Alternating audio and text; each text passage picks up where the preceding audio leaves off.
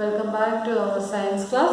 Today we are going to start with a new chapter, that is chapter 3, standard 6, fiber to fabric. Okay. In the previous class we are already studying about the different types of clothes, and the different types of clothes are made up of different types of materials. We can see different kinds of clothes in textiles. Okay. What are the different types of clothes we can see in textiles? Cotton, woolen, silk, and many other type of materials we can see in textiles. What are the threads? What are the fibers that used to make these clothes? Cotton, woolen, silk, etc. We can see different types of clothes, and these different types of clothes are made up of different types of threads. These thin threads are called fibers.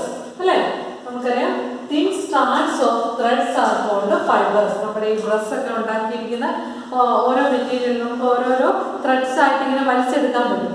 ആ ത്രെഡിനെ പറയുന്ന പേരാണ് fibre. The thin strands of thread are called fibers. The fibers are classified into two, mainly two types of fibers: natural fibers and synthetic fibers. Okay, there are two types of fibers: natural fibers and synthetic fibers. So we will start by reading the chapter. Okay.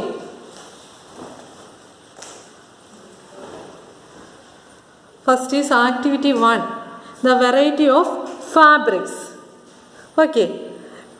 First activity നിങ്ങളോട് പറഞ്ഞിരിക്കുന്നത് visit a nearby tailoring shop and collect cuttings of fabrics left over after stitching. നിങ്ങൾ ഏതെങ്കിലും ഒരു tailoring ഷോപ്പിൽ പോയിട്ട് അവിടെ നിന്ന് cut ചെയ്ത് മാറ്റിയിട്ടിരിക്കുന്ന ഫാബ്രിക്സ് കളക്ട് ചെയ്യുക.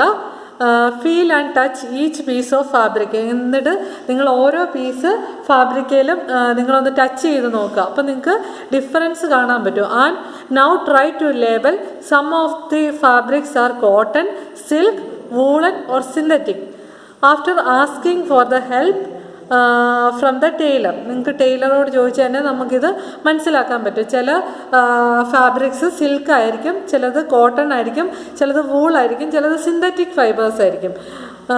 Do you wonder what these different fabrics are made of? അതായത് നമുക്ക് തന്നെ അതിശയം തോന്നുന്നു, ഈ ഫാബ്രിക്സ് ഒക്കെ ഉണ്ടാക്കിയിരിക്കുന്നത് ഡിഫറെൻറ്റ് ടൈപ്സ് ഓഫ് മെറ്റീരിയൽസ് കൊണ്ടാണ്. When you look at any fabric, it seems a continuous piece now. Okay, look at it closely. What do you notice? നമ്മൾ ഓരോ ഫാബ്രിക്കും എടുത്ത് വെച്ച് നോക്കുകയാണെങ്കിൽ നമുക്കറിയാം അതിനകത്ത് ഓരോ ഫാബ്രിക്സും ഉണ്ടാക്കിയിരിക്കുന്ന ഓരോ ഡിഫറെൻറ്റ് ടൈപ്സ് ഓഫ് മെറ്റീരിയൽസ് കൊണ്ടായിരിക്കും. Okay, next is activity 2. Activity 2-നകത്ത് നിങ്ങളോട് പറഞ്ഞിരിക്കുന്നത് select a piece of cotton fabric you labelled in activity 1. നിങ്ങൾ ഒരു കോട്ടൺ ഫാബ്രിക് എടുക്കുക. Now try to find loose thread or yarn at one of the edges and pull it out. നമുക്കറിയാം നമ്മൾ ഒരു piece cotton അല്ലെങ്കിൽ ഏതെങ്കിലും ഒരു fabric എടുക്കുക, എന്നിട്ട് അതിൻ്റെ ഒരു എഡ്ജിൽ നിന്ന് ഒരു ത്രെഡ് നമ്മൾ അതിൽ നിന്ന് പുൾ ഇറ്റ് ഔട്ട്, അതായത് അതിൽ നിന്ന് ഏതെങ്കിലും ഒരു ത്രെഡ് വലിച്ചെടുക്കുക. If no loose yarns are visible. നിങ്ങൾക്ക് കാണാൻ പറ്റും. നമ്മൾ മലയാളത്തിൽ ഇങ്ങനെ പറയത്തില്ലേ, ഈ ഇഴകളെന്ന് പറയത്തില്ലേ തുണിയുടെ, ആ ഇഴകൾ ഇങ്ങനെ നമുക്ക് വിസിബിളായിട്ട് കാണാൻ പറ്റും. You can gently pull one out with a pin or needle. നിങ്ങളൊരു നീഡിലോ പിന്നോ ഉപയോഗിച്ച് ഇതിൽ നിന്ന് ഒരു ത്രെഡ് ഇങ്ങനെ വലിച്ചെടുക്കാനാണ് പറഞ്ഞിരിക്കുന്നത്. We find that fabric is made up of yarns arranged together. അതായത് ഈ യാൺസിനെ ഇങ്ങനെ അറേഞ്ച് ചെയ്താണ് ഫാബ്രിക്സ് ഉണ്ടാക്കിയിരിക്കുന്നത്. What are these yarns made of? അതായത് യാൺസ് എന്ന് പറയുന്ന ഇഴകൾ, ഈ തുണിയുടെയൊക്കെ ഇഴകൾ നമ്മൾ പറയത്തില്ലേ, അത് എന്ത് ഫാബ്രിക് കൊണ്ടാണ് അത് ഉണ്ടാക്കിയിരിക്കുന്നതെന്ന് നമ്മൾ സ്വന്തമായിട്ട് അങ്ങ് ചെക്ക് ചെയ്യാനായിട്ടാണ് പറഞ്ഞിരിക്കുന്നത്. ഓക്കെ, അപ്പോൾ ഫൈബർ എന്ന് പറഞ്ഞാൽ എന്താണ്? The thin strands of threads are called fibres. Fibres are two types, natural fibres and synthetic fibres. Fabrics are made of yarns, and the yarns are further made of fibers. അതായത് ഒരു fabric, ഒരു തുണി എന്ന് പറയുന്നത് അത് yarns ഉപയോഗിച്ചാണ് ഉണ്ടാക്കിയിരിക്കുന്നത്. ഈ യാൺസ് ഉണ്ടാക്കിയിരിക്കുന്നത് എന്തുപയോഗിച്ചാണ്? ഫൈബേഴ്സ് ഉപയോഗിച്ചാണ് ഉണ്ടാക്കിയിരിക്കുന്നത്. The fibres of some fabrics such as cotton, jute, silk, wool are obtained from plants and animals. നമുക്കറിയാം ഈ ഫൈബേഴ്സ് എന്ന് പറയുന്നത് നമുക്ക് പ്ലാന്റ്സിൽ നിന്നും ആനിമൽസിൽ നിന്നും കിട്ടും.